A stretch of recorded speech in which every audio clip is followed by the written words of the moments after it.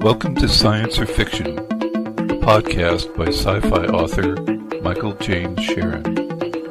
In this program, we'll be discussing science, fiction, and the often blurred spaces between the two. Here we try to dispel common scientific misconceptions by both Hollywood and the media, even that which is meant to be educational. My background includes a Bachelor of Science and Master of Arts in Physics, with experience in both R&D and production. I hope you enjoy these podcasts, and if there are comments or input, please direct them via the contact page for my website, michaelsbookcorner.com. We live in an era undergoing a renewed interest and excitement about space, or perhaps I'm biased. At least there's been no shortage of astronomy programs in the mainstream media. SpaceX, Rocket Lab, or Virgin Galactic are often in the news. There's been no let-up in space-themed science fiction. Franchises such as Star Trek, Star Wars, and The Expanse are still going strong. Despite such popularity, the understanding of space and the physics of that realm eludes the entertainment industry and much of the public. I don't expect most people to geek out on the more technical YouTube videos as I do, but this doesn't explain why they should be so misled. Nothing is more illustrative of this subject than the depiction of outer space, showing the properties of a substantial atmosphere. Let's get this straight. Space is a near vacuum. One unit of pressure is the bar. 1 bar is approximately the same as air pressure at sea level on Earth, or 1 atmosphere. 3 levels of vacuum as defined in a laboratory are high vacuum, ultra-high vacuum, UHV, and extreme high vacuum, XHV. High vacuum is 10 to the minus 7 to 10 to the minus 3 millibar. Ultra-high vacuum is 10 to the minus 7 to 10 to the minus 12 millibar. And extreme high vacuum is 10 to the minus 12 millibar and lower. 1 millibar is 1/1000th of an atmosphere. Extreme high vacuum is associated with outer space, such as Earth's geostationary orbit. So divide 1 by a 1 with 15 zeros. That number, or less, is the fraction of 1 atmosphere of pressure existing in outer space. The average density of matter in space is about 1 atom per cubic centimeter in our vicinity, down to 0.1 in less dense regions between the spiral arms of the galaxy, to 1,000 atoms per cubic centimeter near the densest region of the galactic core. On Earth, or any planet with an atmosphere, the pressure is highest at the surface, with the upper levels weighing down on everything below. Water does not behave the same as air, as it is incompressible. But as we go deeper into the water, we add approximately 1 atmosphere of pressure, 14 pounds per square inch, for every 32 feet in depth. With an atmosphere, pressure decreases exponentially at the higher altitude. This pressure trails off as we enter the vacuum of space. Now that we understand just how little of anything there is out there, we can look at Hollywood's version of physics. Star Wars has typical examples of spacecraft, such as X-wings or Y-wings, looking and flying like jet fighters or bombers. It is possible that the wings are functional within the atmosphere, but in space, such aerodynamic surfaces would be utterly useless. We should also mention their movements in space as if they were in atmospheric flight. However, in dogfights, they bank, turn, and move up or down the same way a plane moves through the air. In a time where anti-gravity technology has been so elegantly achieved, then why persist with such limited maneuverability? At the same time, the TIE fighters have a bilateral symmetry, but do not resemble airplanes at all. There seems to be quite a mix. The Empire's battlecruisers also look very streamlined, more like ocean-going vessels in space. I suppose they do also enter the atmosphere, but rely on anti-gravity again. Star Trek also has an odd mixture whereby a starship looks streamlined but without wings. A Klingon battlecruiser or a Romulan bird of prey do look aerodynamic.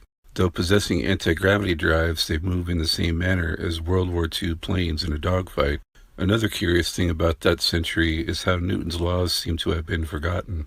On more than one occasion, a starship was in danger of tumbling into the atmosphere and burning up. Standard orbit, I assume, meant achieving an orbital speed such that the vessel would continue more or less indefinitely. We have satellites that have been in orbit for decades without needing a boost. High enough above the Earth, above the bumpy gravitational field and drag of the vestigial atmosphere of low orbit, altitude will be maintained without any effort.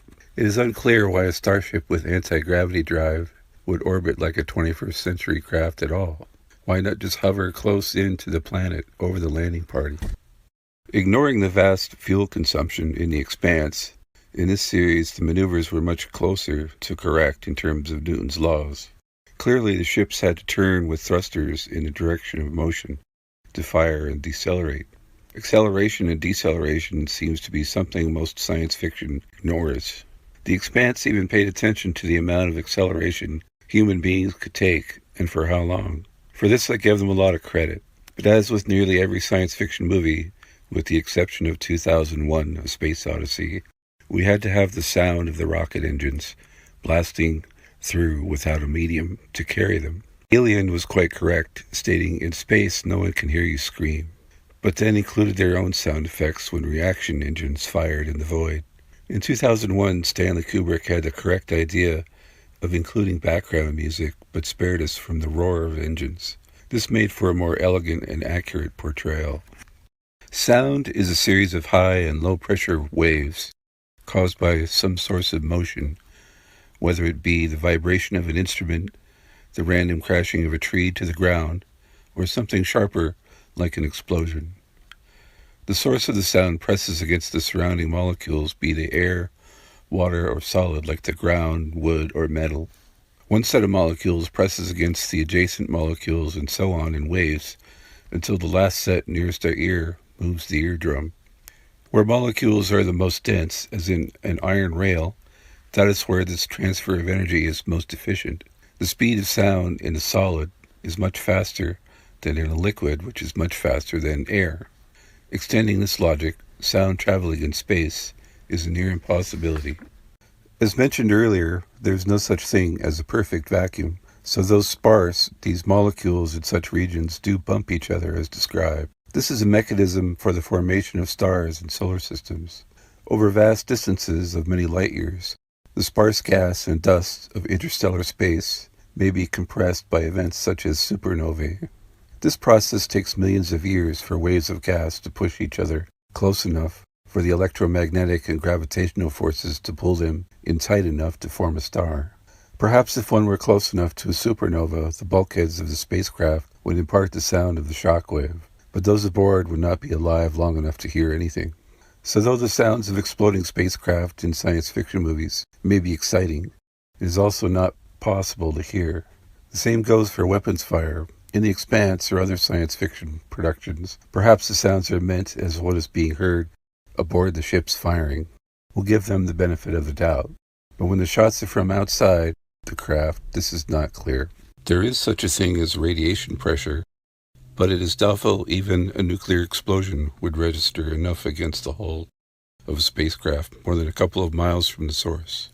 The explosion of the Nostromo should not have rocked Ripley's escape pod, but then it makes things more exciting with this poetic license. The destruction of the Death Star I'd have to give a maybe, though I don't recall it being nuclear. On a final note, we should mention the Martian atmosphere, which is about 0.5% as dense as that of Earth at sea level. This will require SpaceX employees to wear pressure suits for sure. With such a thin atmosphere, the numerous flights of the helicopter Ingenuity is very impressive. With rotors spinning up to 2,700 RPM, the little craft has made at least 28 flights thus far.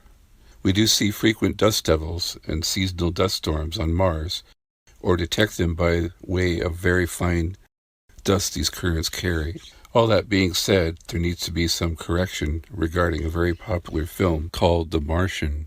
One of the principal disasters of this film, and you'll have to forgive me, I have not read the book, is the windstorm. This storm, according to the movie, was so powerful that it wrecked Mark Watney's greenhouse. This is where I have to stop and ask, what YouTube DIY videos had the Martian been watching to build such a flimsy structure? The most powerful winds on Mars are so weak it would be like sheets of paper falling on you from a height of a few feet. The winds of Earth are powerful because they have over 100 times as much density as those on Mars. Nothing should have blown over or even been affected by a Martian windstorm. Even with winds at 60 miles per hour, the effect would have been like a delicate breeze on Earth. Had the story been set on, say, Titan, the scenario would likely not be different. The atmosphere of Titan, which is nearly 95% nitrogen, has a surface pressure of about 1.5 Earth atmospheres.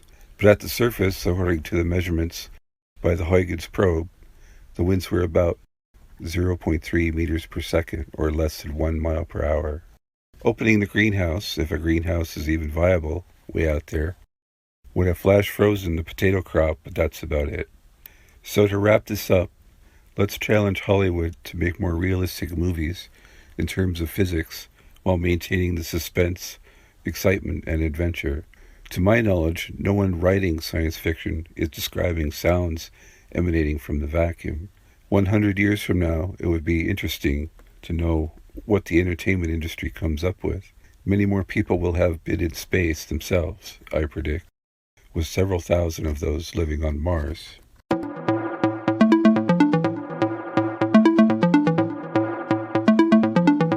I hope you've enjoyed this program, written and presented by author Michael James Sharon, in conjunction with my many science fiction novels. Please visit the website, michaelsbookcorner.com, to see what is on offer. A new episode of Science or Fiction will be brought to you each week. Thank you for listening.